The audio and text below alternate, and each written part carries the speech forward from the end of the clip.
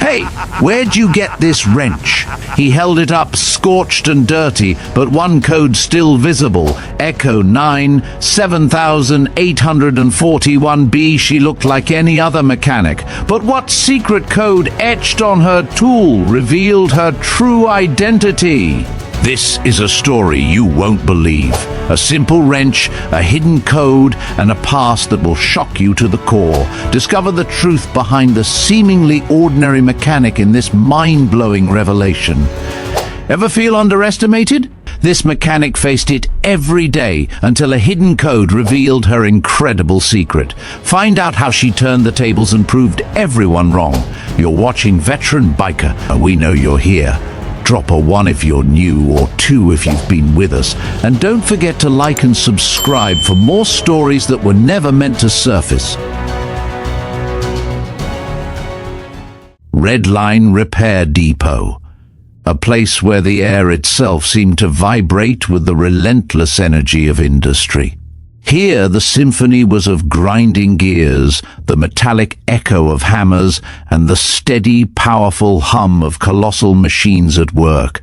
It was a world of raw mechanics, of precision engineering, and of the unspoken hierarchy that governed its inhabitants. In this intricate dance of metal and motion, Nora Elwyn was, to most, an unremarkable figure. She moved through the vast, dimly lit bays of the depot like a ghost, her presence so understated it bordered on invisible.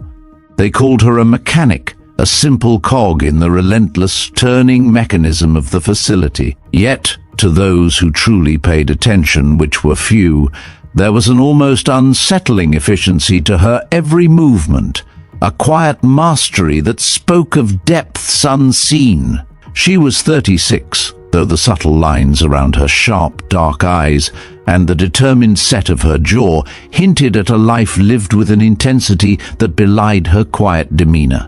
Her dark brown hair was invariably pulled back, secured in a low, severe knot, a practical decision that prioritized function over form. Her eyes, those dark, perceptive windows, absorbed every detail, missed nothing, yet paradoxically revealed very little of the woman behind them. They were deep pools reflecting the industrial landscape around her, but guarding the secrets within with an almost impenetrable stillness. Her uniform, a grey work coverall, was a chronicle of her days, bearing the indelible stains of oil, grease, and metallic dust. A second skin, worn smooth in places, roughened in others, a silent testament to countless hours spent immersed in the heart of the depot's machinery. Her hands, encased in worn utility gloves, were not merely tools, but extensions of her intellect and will.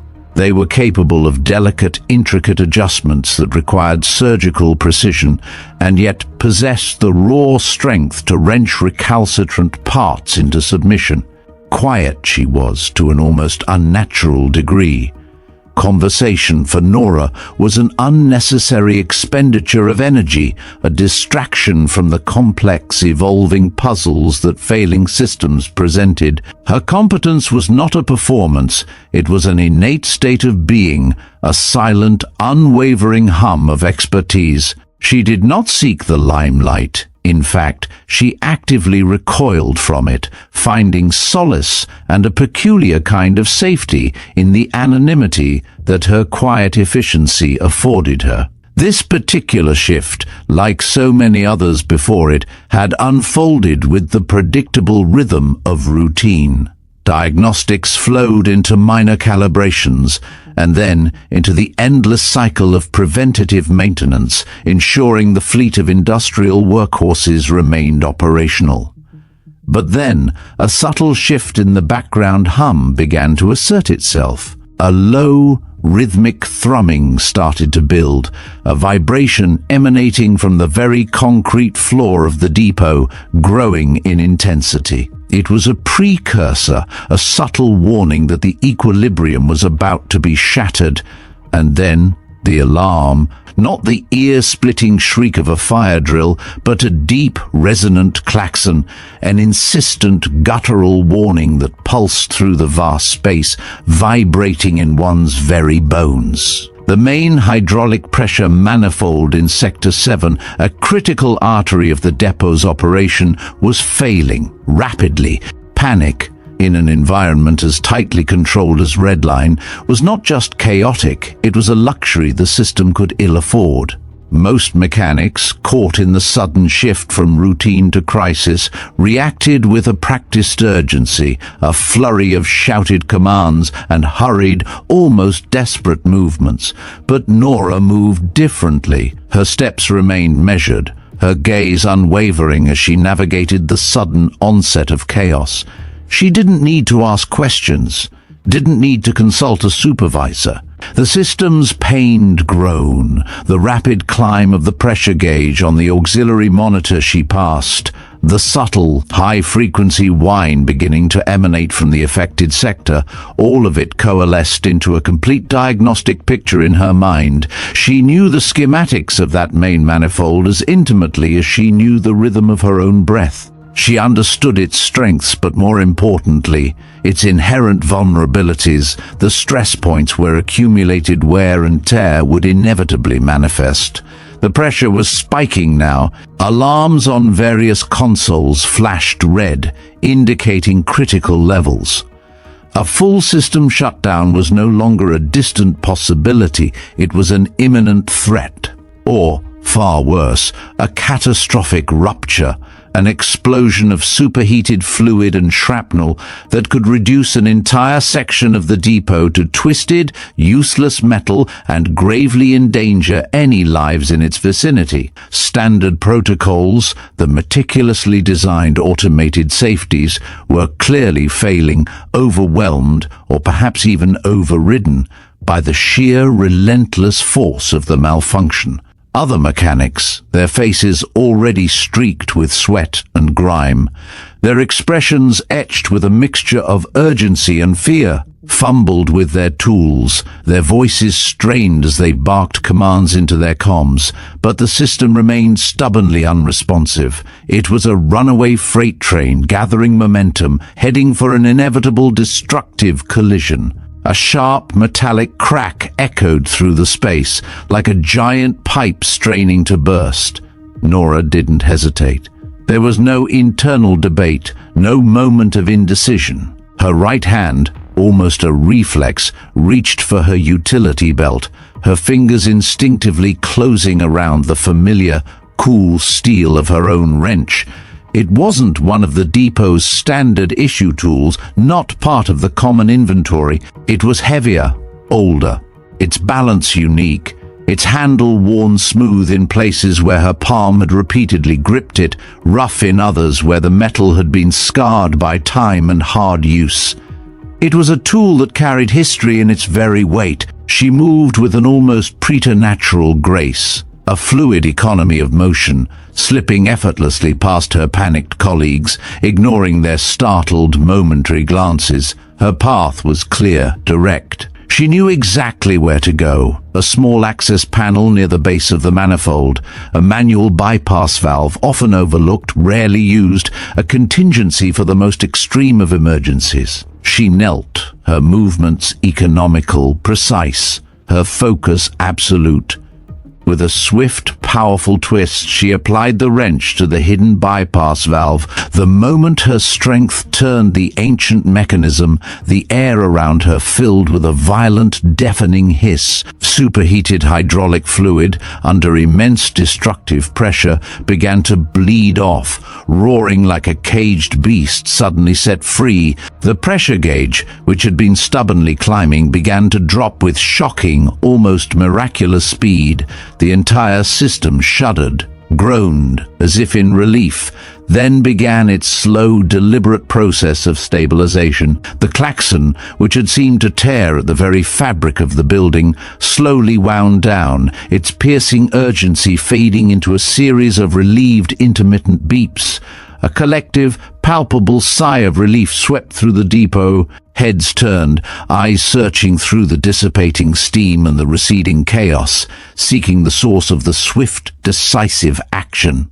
They saw Nora, standing up, the old wrench still in her gloved hand, wisps of steam curling upward from its head, the residue of the extreme heat of the released fluid. The metal of the wrench was still searing hot, its surface shimmering. The grime and accumulated oil that had coated it for years were burning off in faint, acrid plumes, creating a small, almost ethereal cloud around the tool. And as the heat continued to dissipate, as the layers of accumulated dirt and rust vanished, something began to emerge from beneath, something that had been hidden, deliberately concealed for years. Etched deeply into the side of the wrench, revealed with stark clarity by the scorching heat, was a series of precise, almost clinical characters. These were not the common markings of a manufacturer, nor a generic serial number. This was something far more specific, far more deliberate. A code. Echo 9, 7841B. A beat of silence hung heavy in the air, broken only by the returning hum of the depot's regular operations. Dr. Mira Thorne, a visiting systems analyst, stood a few yards away, her short, silver-grey hair reflecting the depot lights. Her glasses, usually perched in a practical, unassuming manner, seemed to magnify the sudden, profound alarm in her eyes. She froze, her entire posture rigid, as if an invisible, powerful current had just passed through her. Her gaze, sharp and analytical, locked onto the inscription on the wrench. A flicker of recognition crossed her features, quickly followed by a widening of her eyes, an expression that bordered on dread. Her lips parted, as if to speak, but no sound escaped them. The air around her seemed to crackle with unspoken tension. Beside her, Cal Maddox, a junior mechanic barely out of his apprenticeship, leaned against a nearby console, his dirty blonde hair falling carelessly across his forehead. He was 25, exuded the casual arrogance of youth, and was always quick with a dismissive remark. He witnessed Mira's sudden dramatic reaction, saw the old wrench in Nora's hand, and snorted, a derisive laugh escaping him. "What's with the museum piece, Nora?" He jeered, his voice loud, carrying easily in the vast space, laced with a smug, almost condescending superiority. "Found that in a dumpster? Looks like some kid's bad graffiti." He was utterly oblivious, completely unaware of the profound meaning behind the etched lines or the silent, earth-shattering shock it had just triggered in Mira Thorne. He saw only an older woman, a simple mechanic, using an archaic tool. He saw someone beneath him, someone to be easily dismissed. Nora didn't dignify Cal with a glance, not even a flicker of acknowledgement. Her eyes, however, had followed Mira's, observing the analytical eye's sudden, involuntary reaction. She saw the immediate recognition, the subtle tremor that ran through the analyst, the sudden shift in her composed demeanor. It was a silent confirmation, an unspoken acknowledgement of a buried truth that only a select few would ever understand. Nora knew the code, of course. She had carried it physically on her person for years. But it wasn't meant to be seen. It was meant to remain erased, forgotten, an artifact of a program that officially no longer existed. With a movement as swift and practiced as her repair, Nora detached the wrench from the manifold. The faint curl of steam, the last vestiges of the superheated fluid, was gone. The metal of the wrench was cooling rapidly, returning to its familiar solid state. She slid the tool back into its designated slot on her utility belt. Then, with a firm, almost possessive gesture, she pulled her work coverall flap over it, securing it away from any further prying eyes. The code was hidden again. But the brief, blazing reveal, the sudden, intense heat that had stripped away its disguise, had been enough. Enough for Mira Thorne. And more than enough for Nora. That code, that single inscription, was never meant to see the light of day again, and now it had. The process had begun. The air in Red Line Repair Depot, usually thick with the cacophony of industry, now carried an invisible hum of tension, a frequency only certain individuals could perceive. Nora Elwyn, with her wrench secured and the etched code once more concealed, moved with the same quiet efficiency, yet her internal landscape had shifted. The brief, fiery revelation of Echo 9, 7841b, had irrevocably altered the predictable rhythm of her life. She knew, with a certainty that chilled her to the bone, that the moment Mira Thorne's eyes had locked onto that code, a dormant alarm had sounded in the depths of a world Nora had painstakingly left behind. Later that shift, as the industrial symphony of the depot began its slow transition into the quieter hum of evening maintenance, Dr. Mira Thorne found Nora. Mira's approach was not abrupt but rather deliberate, her footsteps precise on the oil-stained concrete. She stopped a respectful distance away, her posture betraying a contained urgency. There was no casual preamble, no attempt at small talk. Mira's voice, when she spoke, was low, almost a murmur, yet it cut through the ambient noise with a startling clarity. "That wrench," Mira began, her gaze unwavering, direct. "The code on it. Echo 9, 7841b. There was a pause, heavy with unspoken history. Those tools were decommissioned years ago, officially, completely. Their possession is not merely irregular, Miss Elwyn. It's illegal, a federal violation of the highest order." Nora didn't flinch. Her expression remained impassive, betraying nothing. She simply continued to tighten a valve on the engine she was working on, her movements fluid and economical. She had anticipated this confrontation. Anticipation, after all, was a survival instinct deeply ingrained from her past. The words themselves, decommissioned, illegal, federal violation, were not new to her ears. They were echoes of a life she had systematically dismantled, piece by painful piece. A flashback, sharp and vivid, tore through Nora's carefully constructed composure, though no outward sign betrayed it. The world blurred for a fleeting moment, replaced by the stark, sterile white of a covert facility, a place that existed only in the deepest, most heavily classified corners of the government's black budget. The air then was clean, cold, devoid of the oil and grit of Red Line.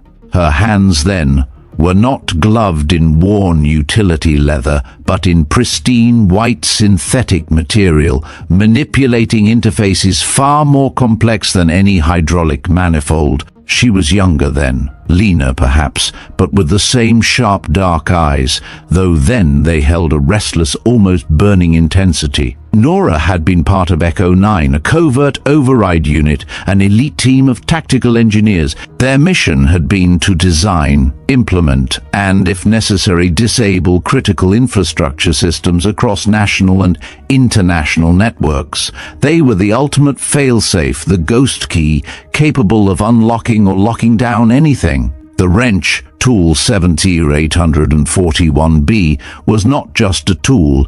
It was her assigned interface, her personal key to a vast, intricate digital and physical domain. It was a prototype designed for direct, analog access to systems that were meant to be unbreachable. The project had been classified beyond top secret, shrouded in layers of compartmentalization. Then, without warning, the program had been shut down, swiftly, decisively, a clean sweep designed to leave no trace. Personnel were reassigned, memories were managed, and all equipment, every single proprietary tool, every piece of code, was slated for complete destruction. But Nora, with her uncanny ability to foresee vulnerabilities, to exploit the cracks in any system, had vanished. Not a defection, not a betrayal, but an escape into obscurity, a deliberate, meticulously planned disappearance. And when she disappeared, she took with her the one tangible piece of her former life, her assigned tool, Tool 7841B. She had kept it, not out of sentimentality, but out of a deep-seated instinct for survival, a grim understanding that in a world of secrets, a forgotten key might one day be her only leverage. The code, Echo 9, 7841B, was not just an identifier, it was a ghost of her past, a mark of her unique function within that now dismantled world. The flashback receded, leaving Nora standing firmly in the present, the familiar hum of Redline a stark contrast to the silence of her memory. She slowly tightened the final bolt, then straightened, turning to face Mira. Her voice was as steady as her hands, utterly devoid of emotion. "It got the job done, didn't it?" Mira's jaw tightened. "That's not the point, Nora. The point is its existence. It shouldn't be here. No one from Echo 9 should be here, not like this." Her eyes flickered to the spot where Nora had secured the wrench. "Are you aware of the protocols for decommissioned assets? The legal ramifications?" "I am aware," Nora replied, her voice flat. "I'm also aware that the manifold would have blown if I hadn't used it." Their hushed, intense exchange, however, was not as private as they believed. Across the vast bay, Mr. Henderson, a depot supervisor, a man with a perpetually furrowed brow and an almost pathological adherence to protocol, had been making his rounds. He hadn't heard the exact words, but the intensity of Mira's posture, the hushed, urgent tone of their voices, and the sudden, uncharacteristic stillness of Nora had piqued his always suspicious nature. He had caught fragments, decommissioned, illegal, and then distinctively the name Echo 9. His eyes narrowed, focusing on Nora, then on Mira's agitated expression. He cleared his throat, a loud, deliberate sound that cut through the background noise. "Everything all right here, Dr. Thorne?" Henderson's voice was laced with an unctuous politeness that barely concealed his nosiness. He directed his gaze at Nora, a familiar look of condescension in his eyes. He'd always seen her as an anomaly, too quiet, too competent, a woman who didn't fit neatly into his carefully structured world. "Anything Miss Elwyn here has done to cause a fuss?" Mira quickly composed herself, her professional facade snapping back into place. "No, Mr. Henderson, nothing at all, just discussing past equipment specifications, a minor query." But Henderson wasn't convinced. His gaze remained fixed on Nora, then flickered to her utility belt, a flicker of suspicion in his eyes as he seemingly traced the outline of the hidden wrench. "I heard something about decommissioned tools?" His voice had taken on a subtly challenging edge. "We run a tight ship here, Miss Elwyn. All equipment, every last nut and bolt, must be accounted for and authorized. If you're holding on to anything that isn't standard issue, anything that could pose a liability..." He let the threat hang in the air, unfinished but heavy with implication. "You understand, of course, for the good of the depot. Hand it over, and we can discuss this discreetly. Otherwise, I'll have to make a formal report." The words were a direct challenge. A low internal alarm bell, distinct from any mechanical klaxon, sounded within Nora. This wasn't just about a tool, it was about exposure. It was about her carefully constructed anonymity being shattered. Giving up the wrench meant giving up her last tether to a life of capability, her only personal means of defense against the shadows that might still linger. It meant surrendering her last piece of leverage. "There's nothing to discuss, Mr. Henderson," Nora stated, her voice flat, devoid of negotiation. "The tool is mine. It saved the manifold. It stays." Her refusal hung in the air, clear and resolute. Henderson's face tightened, a flush rising to his cheeks. He wasn't used to direct defiance, especially from Nora, who usually operated in such silent compliance. Mira, standing beside them, watched with a growing sense of alarm, a silent understanding passing between her and Nora. The implications of Nora's refusal were vast, reverberating far beyond the confines of Redline. The tension in the depot began to thicken, imperceptible to most, but acutely felt by Nora. Henderson, stewing in his frustrated authority, retreated, but his eyes, whenever they caught Nora's, were narrowed with quiet scrutiny. He began to subtly alter his rounds, appearing more frequently in her sector, observing her movements, her interactions. The threat he had issued, unspoken, was now very real. He would report her, not just to internal corporate security, but potentially to the higher authorities that Mira had alluded to. The incident began to ripple outward. The anonymous maintenance reports on the hydraulic malfunction were suddenly subjected to deeper scrutiny. The speed and unconventional nature of the fix, initially praised, now became a subject of whispered conjecture among upper management. Corporate eyes, always watchful for inefficiencies or liabilities, began to turn their gaze towards Redline, and specifically towards the mechanic who had averted a disaster with an unidentifiable, unregistered tool.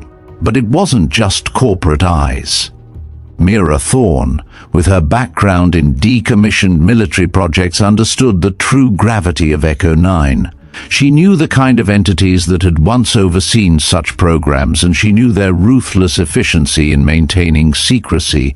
Her own presence at Redline, ostensibly for a systems audit, suddenly felt far more precarious. She found herself in an unenviable position, torn between her professional integrity and an ethical dilemma that bordered on national security. She too began to observe Nora, but with a different kind of scrutiny, one tinged with concern, perhaps even a flicker of professional respect.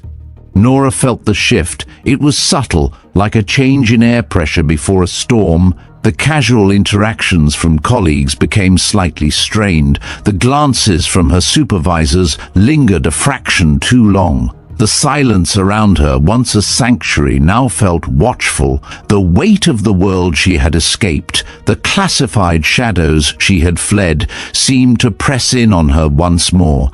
Her actions, born of necessity and competence, had inadvertently pulled back a curtain, revealing a dangerous truth. The wrench, her silent companion, now felt less like a tool and more like a beacon. A beacon that had just flickered to life, sending a signal out into the vast, intricate network of secrets that had defined her past. The code, Echo 9 7841B, was not just an identifier, it was a reactivation sequence, a hidden key that could unlock doors she had sealed shut. She had sought anonymity, pursued it with a single-minded determination, but the universe, it seemed, had other plans. The ghost key, now revealed, had sounded its first faint note, and somewhere, out in the vast interconnected world, ears that had long been deaf to its existence were beginning to listen. Nora Elwyn, the quiet, hyper-competent mechanic, was no longer just a shadow in the Redline repair depot. She was becoming a target. The quiet scrutiny had begun. The digital pulse of Redline repair depot, usually a steady, predictable rhythm, began to glitch. It wasn't an overt failure, nothing that would trip an immediate alarm or halt production. It was subtler, a pervasive tremor beneath the surface, like a fever breaking out in the vast, interconnected nervous system of the facility. The internal network logs, a river of data that flowed constantly through the depot's central servers, started to register anomalies. Small, almost imperceptible deviations at first, dismissed as transient errors or minor system fluctuations.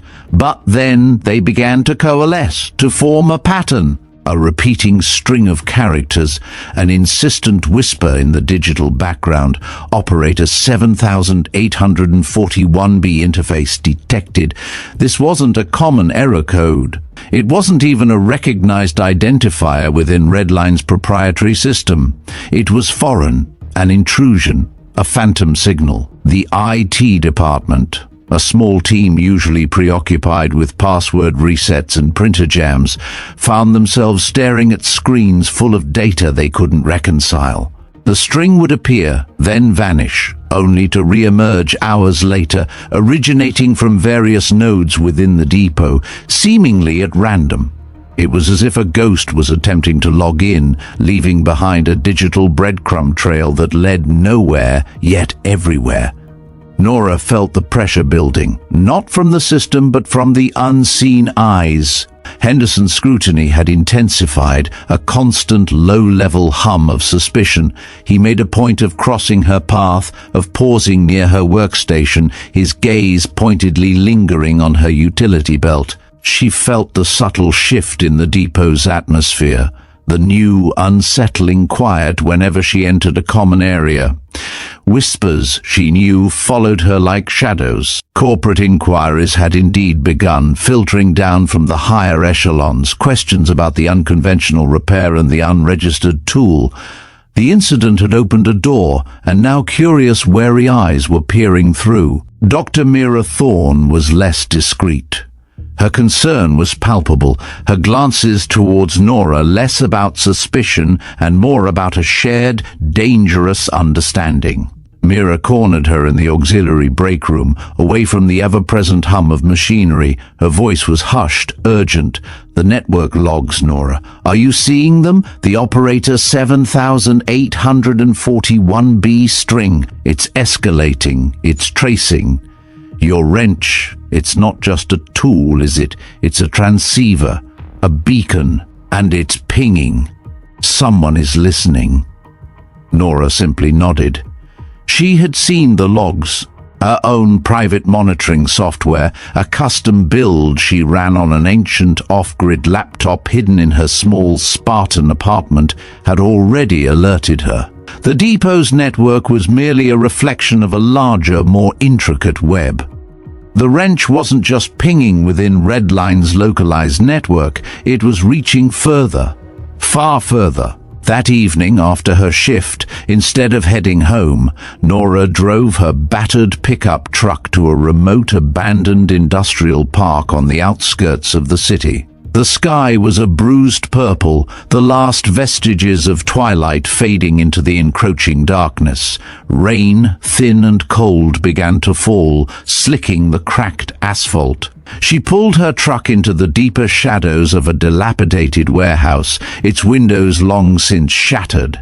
The isolation was absolute, broken only by the distant hum of the city. Inside the truck, under the dim glow of the dashboard lights, Nora retrieved her wrench. Its familiar weight felt different now, no longer just a tool, but a living extension of a forgotten protocol. She connected the wrench to a private scanner, a device no larger than her palm, built from scavenged parts and powered by a microfusion cell. The scanner hummed to life, its small LED screen flickering, searching. It picked up a faint signal at first, then stronger, a pulsing electromagnetic signature.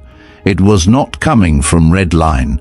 The scanner began to display coordinates, a precise GPS location triangulated from the signal. It was a decommissioned relay tower, 12 miles out, nestled deep within a forgotten tangle of power lines and overgrown wilderness, a ghost in the landscape, just like her, a place where signals had once flowed, then ceased, left to rust and decay. But now it was alive, or something connected to it was. She left the truck, pulling a waterproof tarp over the scanner and the wrench, protecting them from the intensifying rain. The drive to the relay tower was treacherous, the old service road a quagmire of mud and potholes.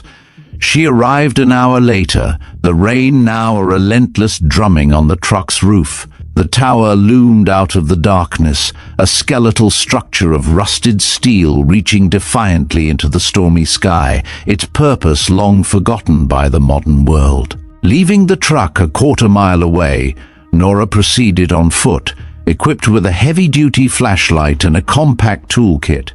The air grew colder, thick with the scent of damp earth and decay. She navigated the overgrown path, the beam of her flashlight cutting through the oppressive darkness. She reached the base of the tower, a concrete housing unit that served as the primary node, its metal door hanging precariously on a single rusted hinge.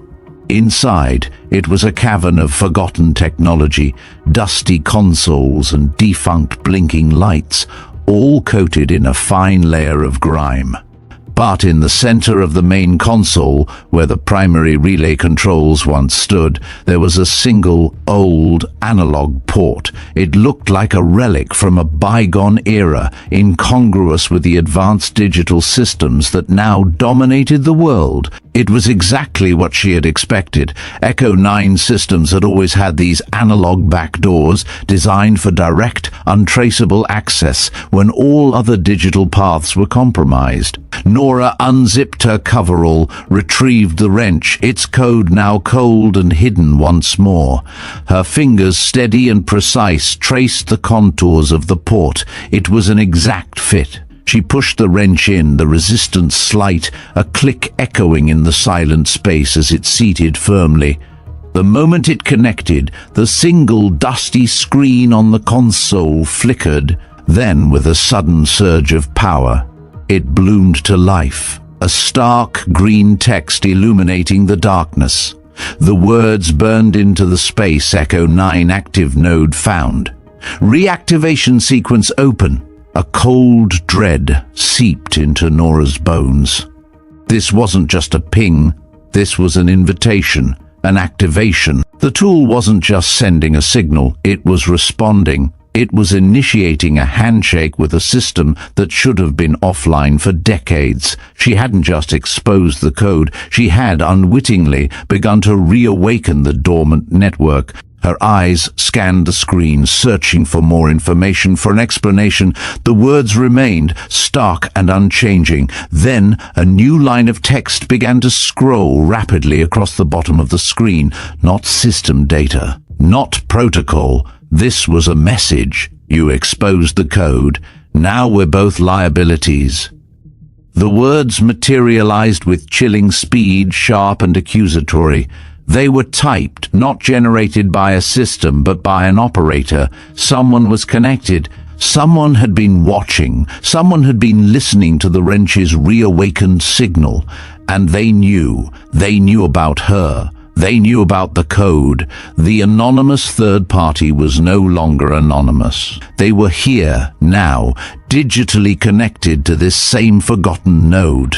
They weren't just observing, they were communicating. Before Nora could react, before she could even process the full implication of the message, the screen flickered violently.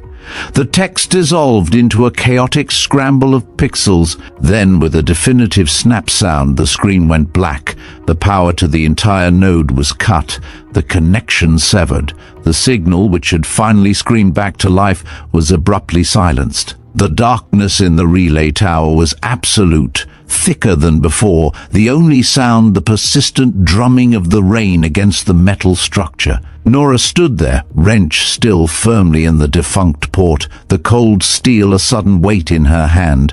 The chill wasn't just from the damp air, it was a cold dread that permeated her. The reactivation sequence open had been a terrifying invitation. The message, "You exposed the code, now we're both liabilities," was a declaration of war. And the abrupt cut of the signal? That was a warning. A powerful, unseen entity had just made its presence known. She pulled the wrench from the port.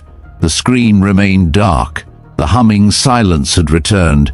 The anonymity she had fought so hard to preserve had been completely obliterated. She was no longer just Nora Elwyn, a quiet mechanic.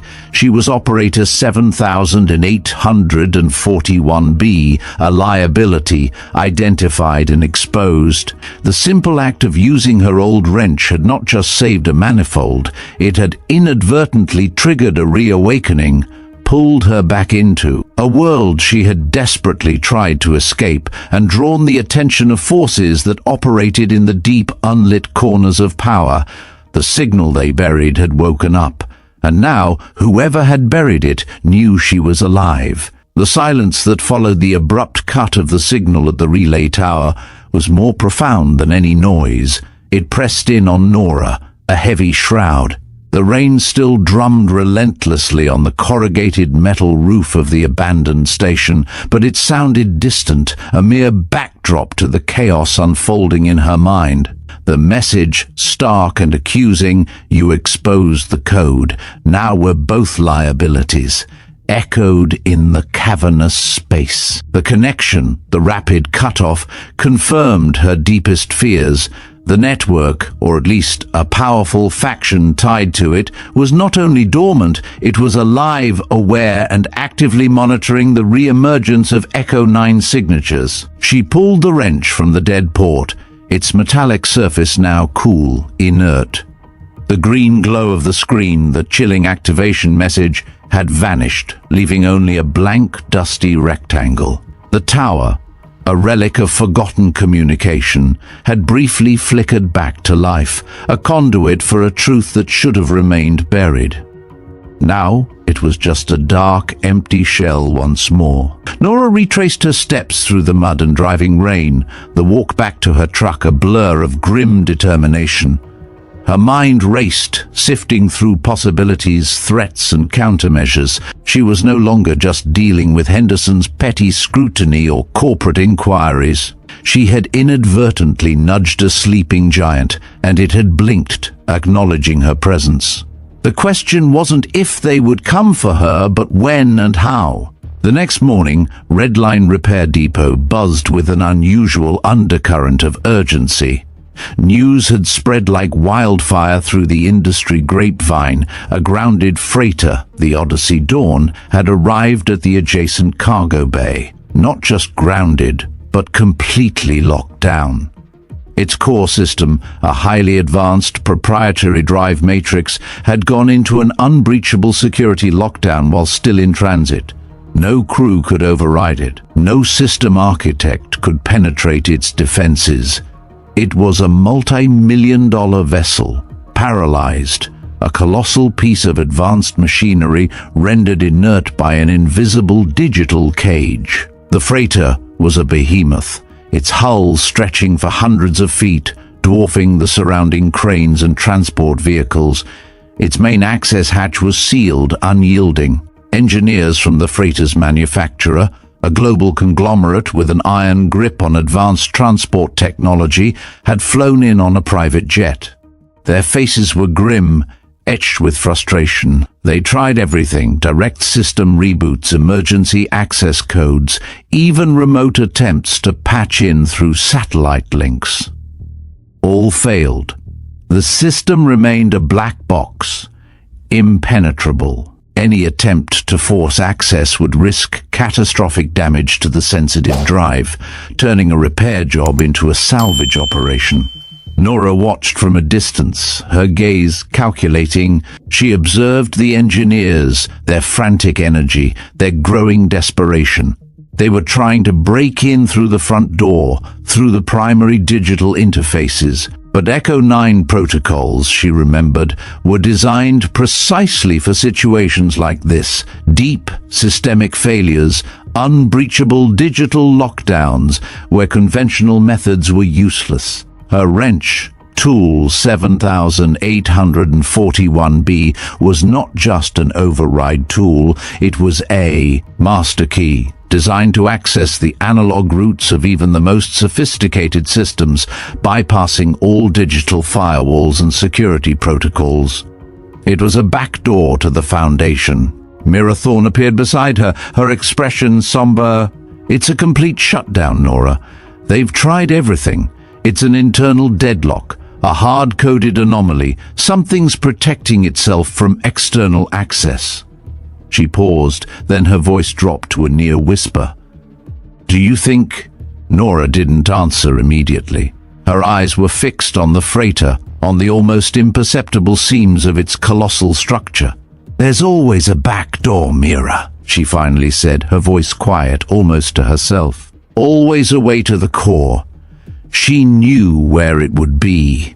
Echo 9 engineers had designed many of these systems, subtly embedding their own failsafe mechanisms, their analog bypasses, into the very architecture of critical infrastructure. They were always hidden, designed to be invisible to the common eye, obscured by maintenance panels or disguised as obsolete ports. They were physical anchors to a digital world. Later that afternoon, as the engineers continued to bang their heads against the digital wall, Nora approached the lead technician from the manufacturer. His face was a mask of exhaustion and frustration. Sir, Nora said, her voice calm, clear, may I suggest a different approach? He looked at her, his expression weary, then dismissive. Unless you have the root encryption keys, mechanic, I don't think there's much to suggest.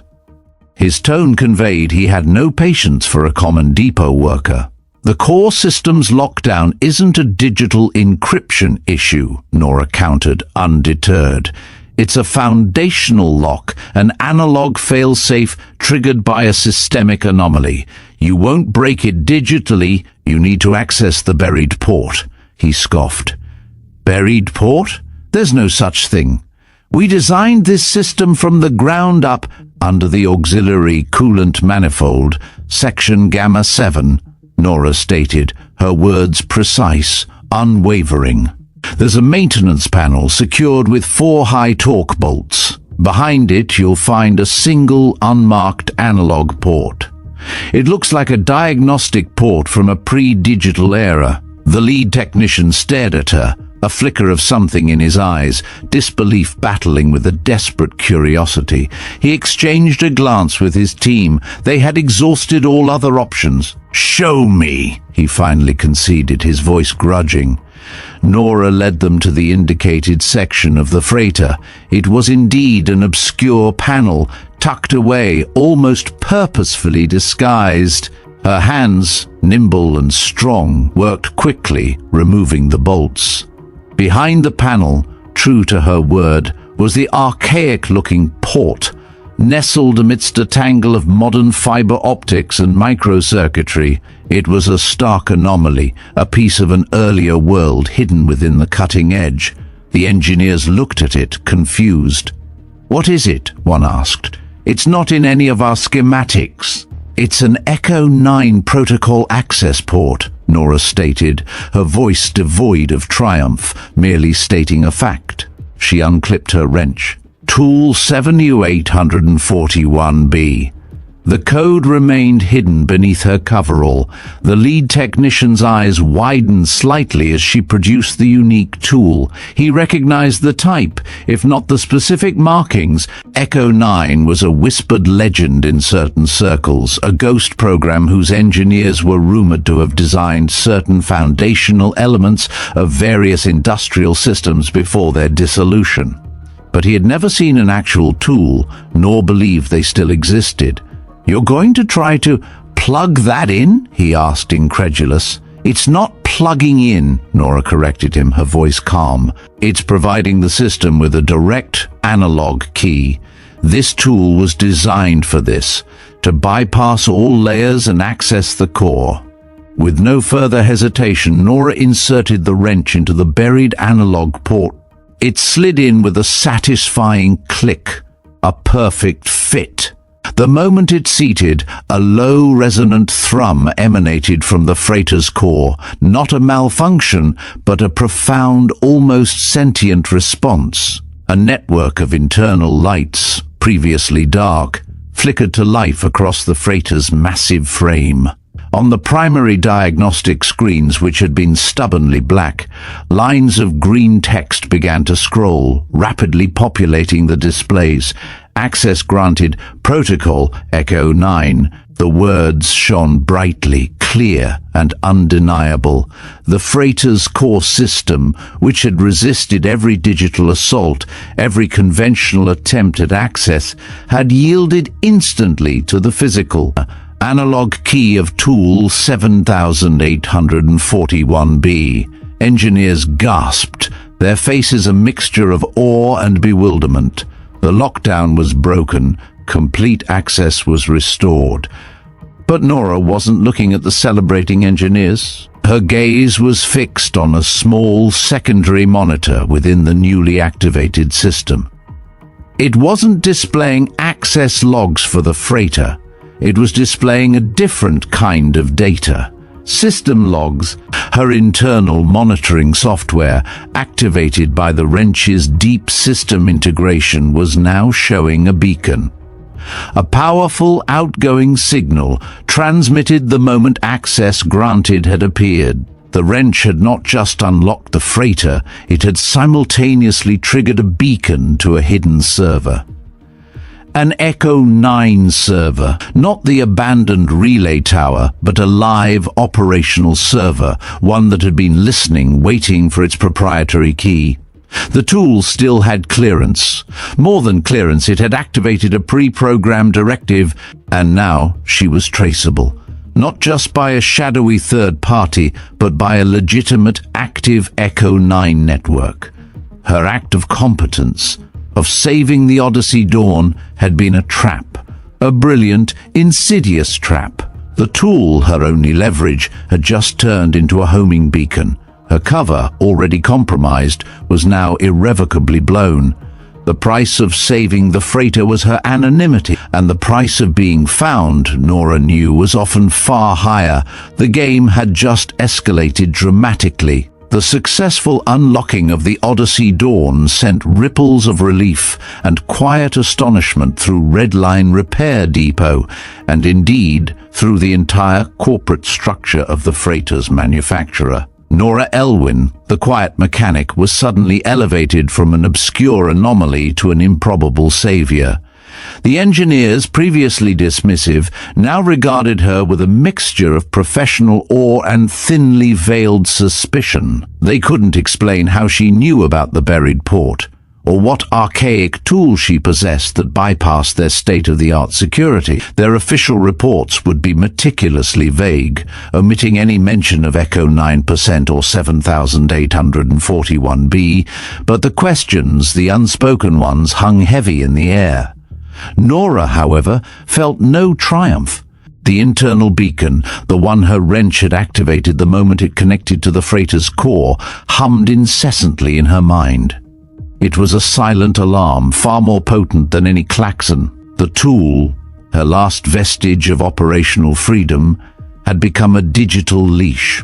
The Echo 9 network, confirmed to be active and listening, now had a direct, traceable line to her.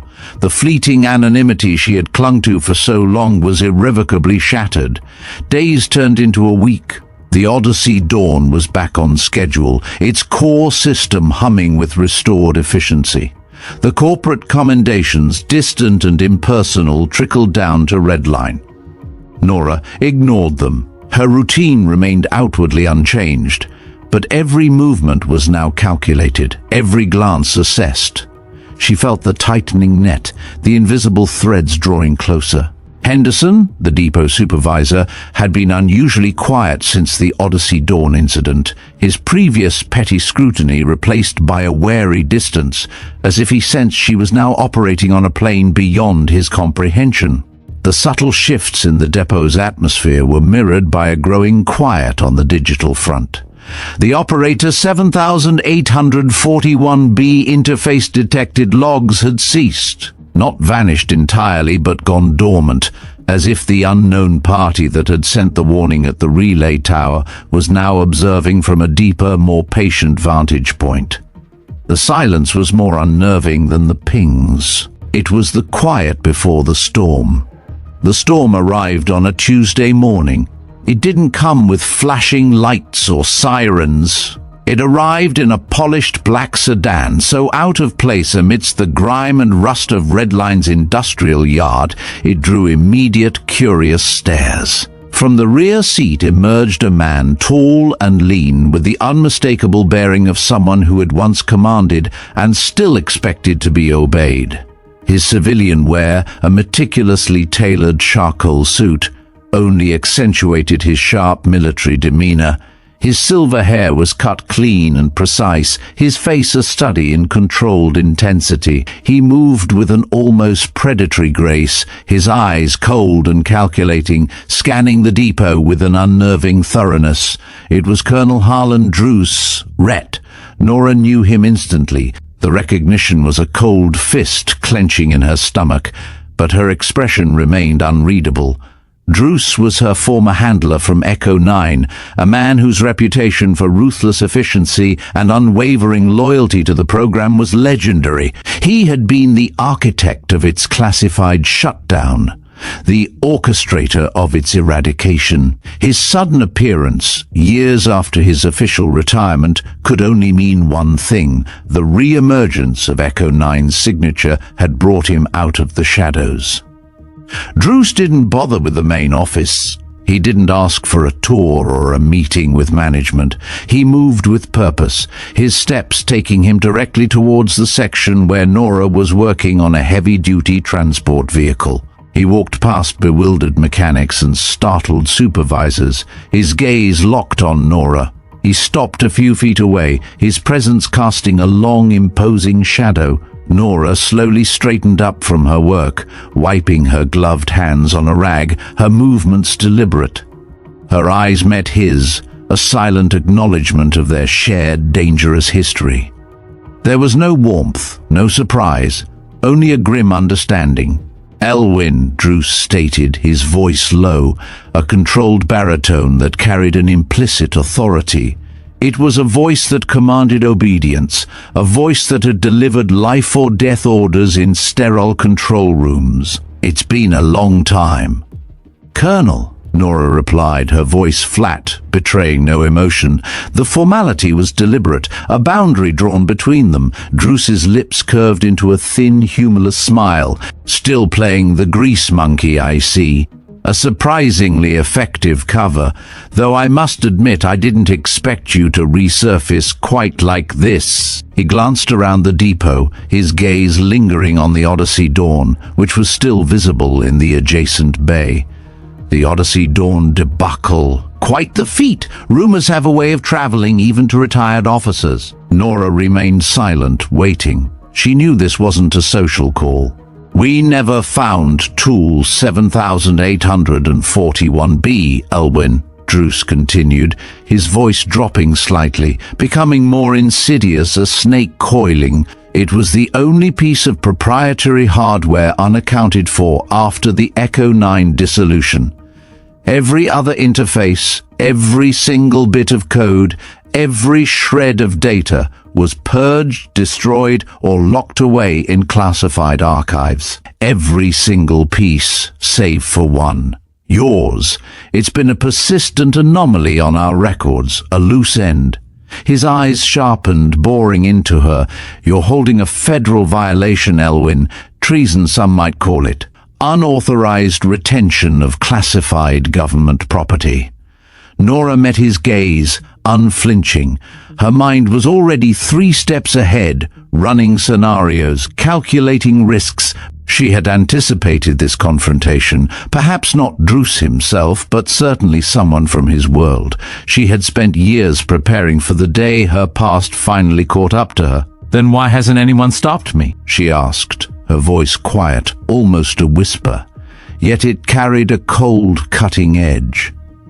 The question was a challenge, an accusation. If the tool was such a threat, if she was such a liability, why had they waited so long? Why now, after she had publicly used it? Druce's expression remained unperturbed. Patience, Elwyn, and strategy. We needed to confirm, to observe.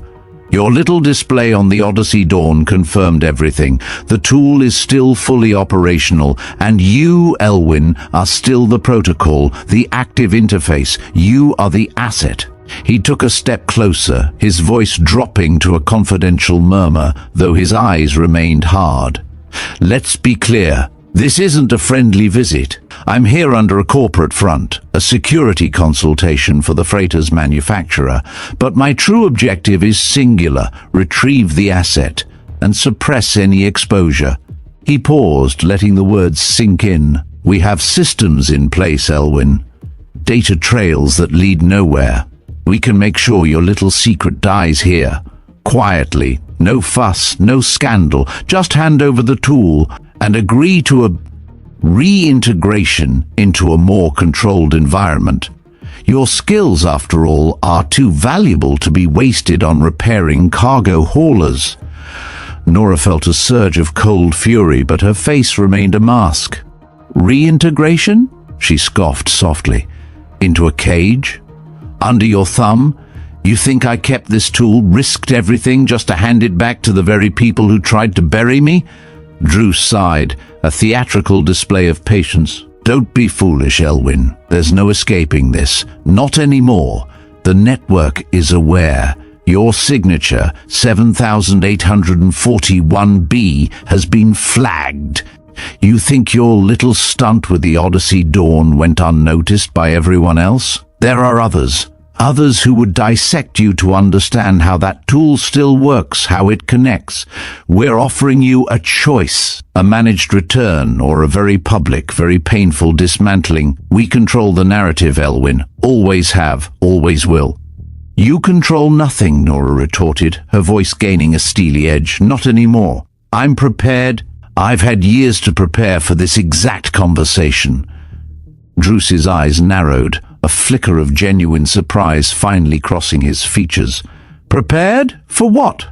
For everything, Nora stated. You thought you purged everything, Colonel? You were wrong. I copied the logs. Not just the physical logs, but the deepest, most secure digital records of Echo 9's true purpose, its failures, its unauthorized applications, the very things you worked so hard to bury. I made backups, multiple backups, encrypted, distributed. She continued, her voice gaining momentum, a quiet, chilling confidence. And when the wrench reactivated on the Odyssey Dawn, when it connected to your hidden server, that wasn't just a beacon, Colonel. It was a trigger. An auto-disclosure protocol. Drew's composure finally cracked. A muscle twitched in his jaw. An auto-disclosure? What in God's name are you talking about? A dead man's switch, Colonel, Nora explained, her gaze unwavering. If I go dark, if I disappear, if anything remotely resembling an accident happens to me, or if the tool is forcibly taken from me, those encrypted logs go public. Not to some obscure data dump, but directly to a civilian oversight panel. A specific independent body within the government, one that was always a thorn in your side. They've been waiting for a whistleblower like me. They just didn't know it. The access trail to the files, the decryption keys, they're already planted, set to disseminate globally, to major news outlets, to international human rights organizations, to rival intelligence agencies. The moment my pre-programmed failsafe is triggered, Echo 9's dirty laundry becomes front-page news across the globe. Everything. Every classified project. Every questionable operation. Every single violation of charter. All tied directly back to you, Colonel, and to the private defense contractor you're now affiliated with. Drew stared at her, his face a mask of dawning horror. This was not the compliant, easily manipulated asset he remembered. This was a tactical engineer, years in the making, who had turned his own methodologies against him. He had underestimated her, seen her merely as a wielder of a tool, not as the mastermind behind an intricate countermeasure. You wouldn't, he finally hissed, his voice raw, stripped of its former calm. Try me, Nora challenged, her voice cold steel. You spent years trying to erase me, to erase Echo 9. You think I'd make it easy for you to clean up your mess now? This isn't just about my freedom, Colonel. It's about accountability. What you did, what Echo 9 did, it can't stay buried forever. Druce remained silent for a long moment, his eyes boring into hers, searching for any flicker of a bluff, any sign of weakness. He found none. He was cornered. His entire career, his carefully constructed retirement, his lucrative new position with a private contractor, all of it hung precariously on Nora's continued silence. And she had just ensured that her silence came with a very steep price. He finally broke the silence, his voice now a low, dangerous growl. "You're playing a dangerous game, Elwyn. You think this oversight panel will protect you? You think the world wants to hear what you have to say? There are forces far beyond your comprehension that will come down on you like a ton of bricks." "Let them come," Nora replied, her gaze unwavering. "I'm tired of hiding. I'm tired of being a ghost. And if my story brings down the corrupt infrastructure you built, then so be it." Druce took a deep, shaky breath, regaining a semblance of his composure, but the cold fury in his eyes remained. He had miscalculated, severely. 24 hours, Elwyn, he stated, his voice tight with suppressed rage. "You have 24 hours to surrender that tool and those logs to my designated representatives. Do so, and we can still contain this. You'll walk away. A quiet life, no further interference. Refuse, and you face an industry-wide blacklisting. No job, no access. Every door you ever try to open will slam shut in your face. We will make you disappear, Elwyn. Not just from the records, but from existence. You won't be able to buy a cup of coffee without us knowing about it. You will be a non-person, a liability erased." Nora merely looked at him, her expression a blank slate.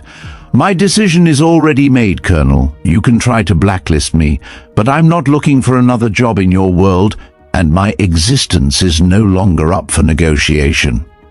Druce held her gaze for another beat, then spun on his heel and walked away, his polished shoes crunching on the oil-stained concrete.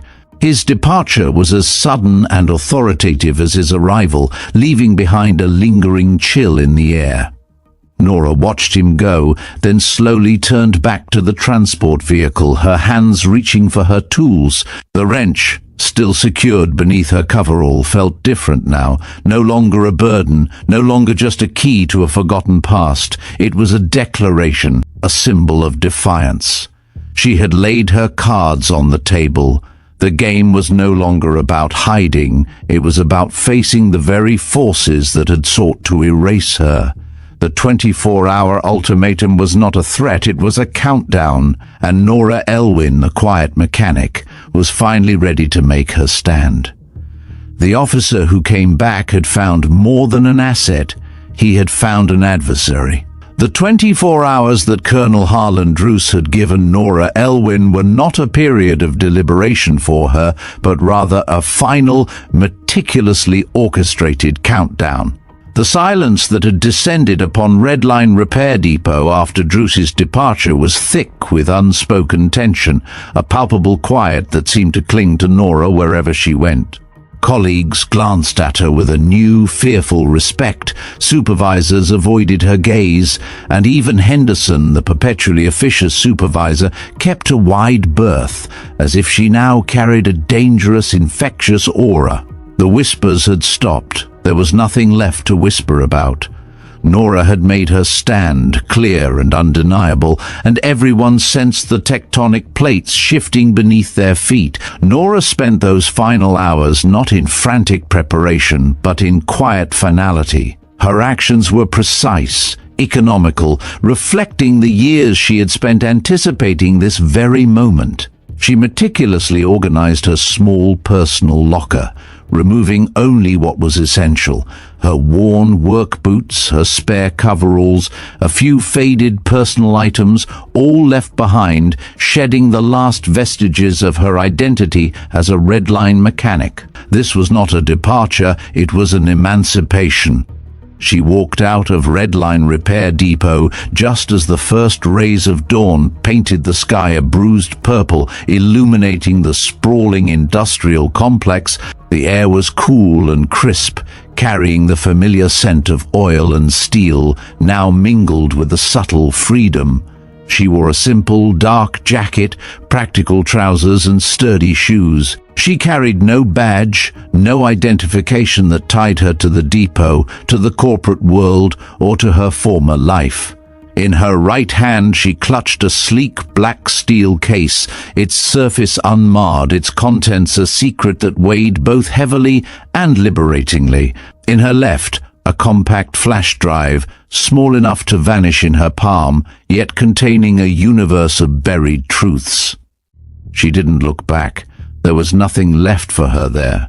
Redline had served its purpose, a sanctuary, a place to disappear, a crucible where her past had finally collided with her present. Now she was moving forward, stepping out of the shadows and directly into the glare of exposure. Her destination was not some hidden bunker or a safe house, but a well-known, unassuming government building in the heart of the city. It housed various regulatory bodies, oversight committees, and a particular civilian oversight panel that had a reputation for dogged persistence and an almost pathological aversion to classified overreach. This panel, formed in the wake of several highly publicized government abuses, possessed the rare authority to investigate even the most sensitive national security operations, provided sufficient evidence was presented. They were the last bastion of true accountability, a thorn in the side of entities like Echo 9, and now Nora's chosen conduit. She arrived precisely at 8 a.m., the building still quiet, its halls slowly stirring to life. Her presence, a woman with quiet intensity carrying a steel case, drew curious but non-confrontational glances from the early arriving staff. She presented herself at the reception desk, asking for Miss Evelyn Reed, the head of the Civilian Oversight Panel.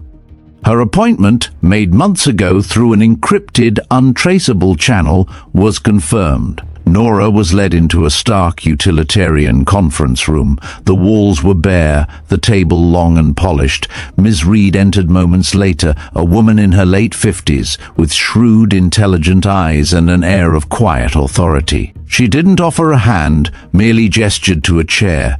She had been forewarned, vaguely, that a highly sensitive, potentially volatile report was coming, but Nora's appearance, so unassuming yet so resolute, was not what she had expected. "Ms. Elwyn," Reed began, her voice calm, measured.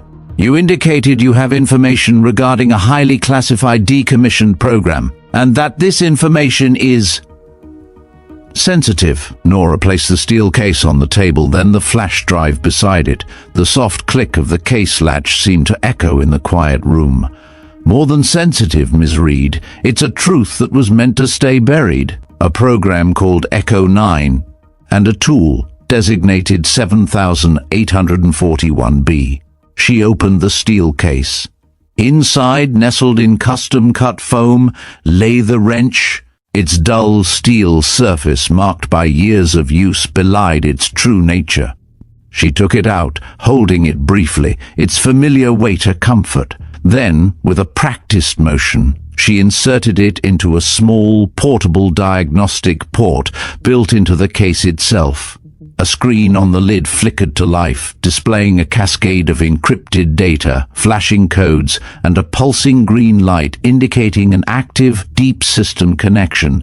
This was not a simple tool, it was an interface, an access key. "This," Nora stated, her voice clear, resolute, "is tool 7841B, my assigned interface from Echo 9. It was believed destroyed, purged from all records, as was the program itself, but neither truly was."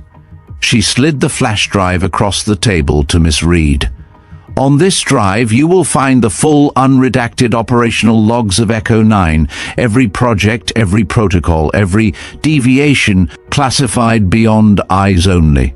Unauthorized applications, civilian infrastructure exploitation, shadow operations, all of it, linked directly to the command structures, to the individuals responsible for its creation and, more importantly, its dismantling, including Colonel Harlan Druce. Ms. Reed picked up the flash drive, her expression unreadable. Her gaze flickered from Nora to the wrench, then back to Nora.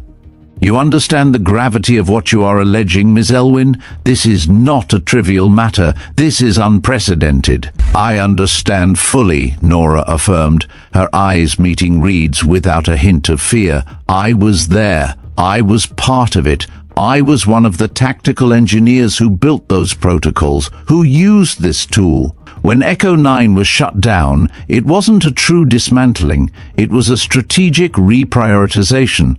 The capabilities were too valuable to truly destroy. They were merely rebranded, rechanneled, and moved into the shadows, often through private defense contractors, effectively outside direct government oversight. Druce, my former handler, is now deeply embedded in that new structure. She pointed to the wrench. This tool, when activated, pings a hidden, active Echo 9 server. It's a direct link to the live operational network they thought was buried. My public use of this tool on the Odyssey Dawn was a test, a confirmation. It showed them the tool was alive. It also showed them I was alive, and that I retained full operational access to their decommissioned systems. I leveraged that access to trigger a failsafe. If I am silenced, if these files do not reach their intended audience, the full unredacted contents of this drive, along with the precise access trail to the live Echo 9 network, are set to auto-disclose to every major media outlet and international watchdog group within the next 24 hours. The decryption keys are tied to a dead man's switch. My physical well-being, my continued freedom. Ms. Reed slowly leaned back in her chair, a deep contemplative frown on her face. This was not just a whistleblower, this was a strategic operation. Nora Elwyn had not just brought evidence, she had brought leverage, and a very potent form of protection. So you've become the protocol they forgot, Reed mused, her voice soft, almost to herself. The ultimate fail-safe against their own secrecy. Precisely, Nora confirmed. This isn't about revenge, Miss Reed. It's about ensuring that a program with the potential for such immense power and such blatant disregard for oversight cannot continue to operate in the shadows. It's about accountability. She paused, then delivered her final statement, a quiet, powerful declaration. This is Echo 9 Field Report, Tool 7841B, status, reawakened, and the operator, myself, is here to provide full testimony, every detail, every truth that was meant to be erased. Ms. Reed looked at the wrench, then at the flash drive, then at Nora.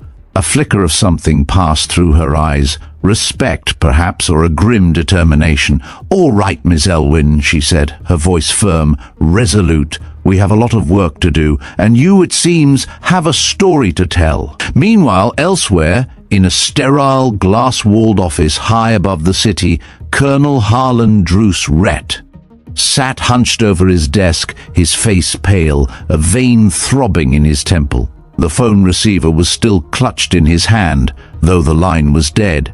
He had just received the call. Not from his contacts within the government, not from his private security network, but from a junior legal counsel from the Civilian Oversight Panel. The words had been clear, concise, utterly devoid of negotiation. "Colonel Harlan Druce Rhett," the voice had stated, formal and unyielding. "You are hereby served with a legal summons to appear before the Civilian Oversight Panel regarding allegations of unauthorized operations and a breach of classified protocols pertaining to the Echo 9 program. Your presence is required. Failure to comply will result in immediate legal action. A summons." Not a discreet warning, not a quiet negotiation, a full public legal summons. It was an unprecedented move, a direct shot across the bow. It meant Nora Elwyn had delivered. She had walked straight into the lion's den and not only survived, but had unleashed a force that even Druce, with all his connections and power, would struggle to contain. He slammed the phone down, the sound echoing in the silent office. He pushed back from his desk, the polished chair scraping against the floor. His carefully constructed life, his post-retirement power, his entire legacy was crumbling around him. The private defense contractor he now worked for, a shadowy entity that benefited from the unchecked continuation of Echo 9's capabilities, would be furious.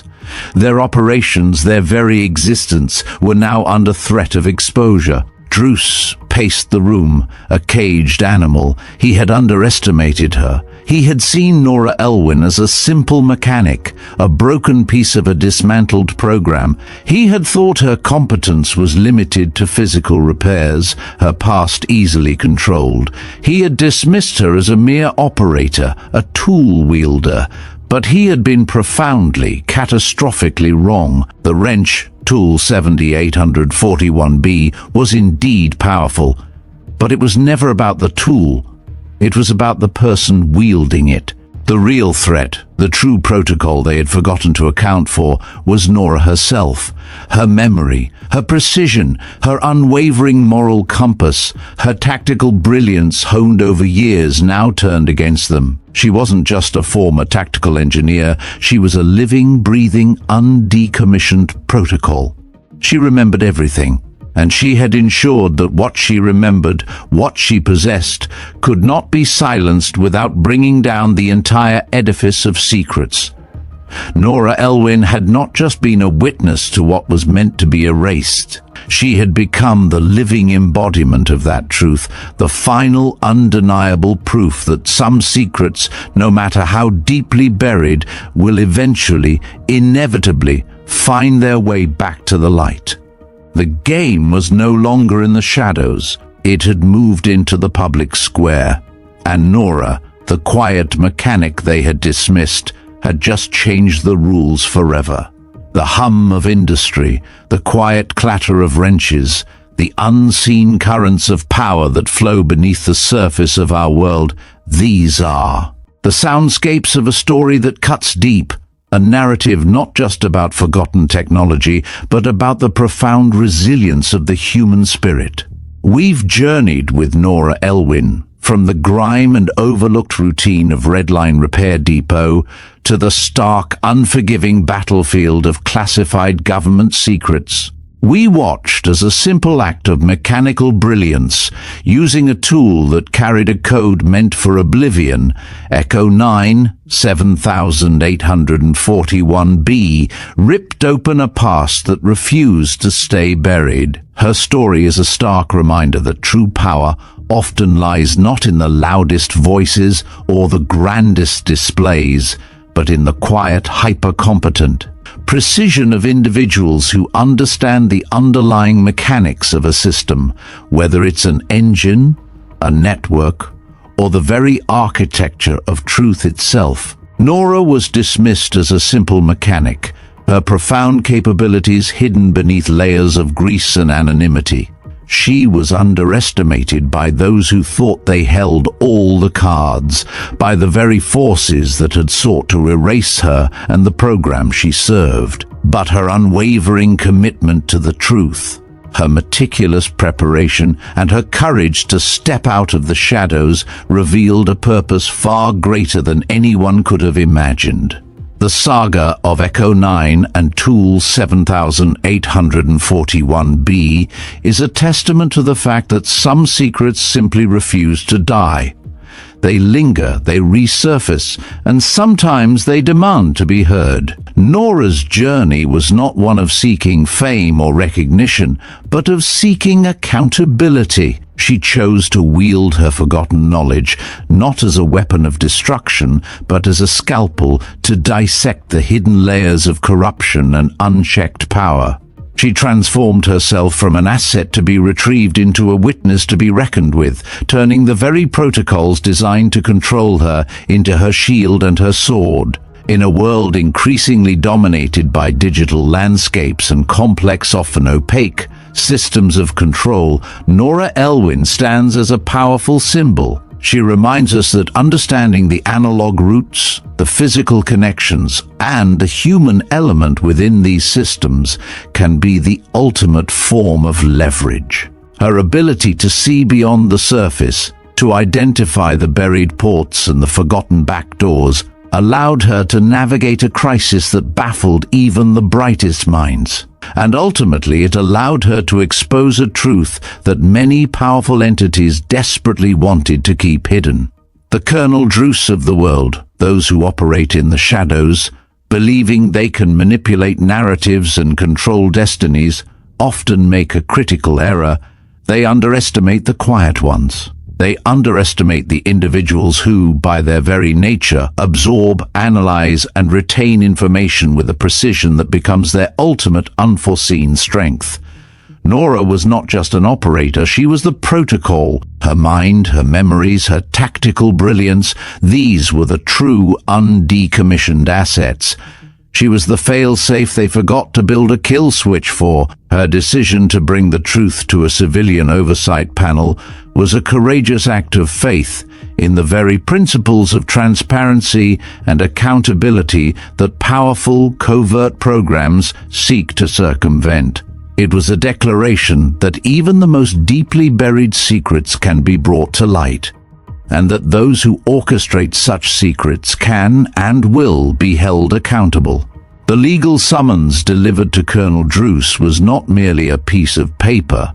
It was a thunderclap, signaling the dawn of a new era, where the forgotten protocols, once reawakened, demand justice. This story, like so many others we explore here on Veteran Biker, delves into the hidden mechanics of our world, the unseen forces that shape our reality. We strive to bring you narratives that challenge perceptions, illuminate the unlit corners, and celebrate the unsung heroes who navigate complex landscapes. Nora Elwyn's battle was not just for her own freedom, but for the principle that even the most powerful entities must ultimately answer for their actions. It's a story about the quiet power of defiance, the enduring strength of integrity, and the enduring truth that knowledge, once activated, cannot be easily silenced. We hope Nora's journey has resonated with you, sparked questions, and perhaps even inspired you to look a little closer at the world around you.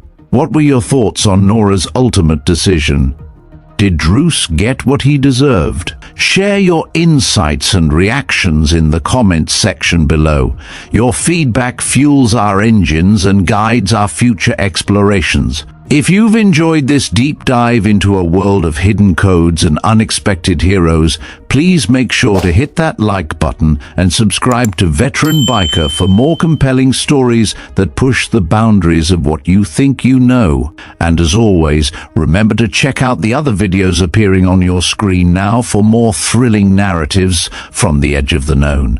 Until next time, ride safe and keep searching for the truth.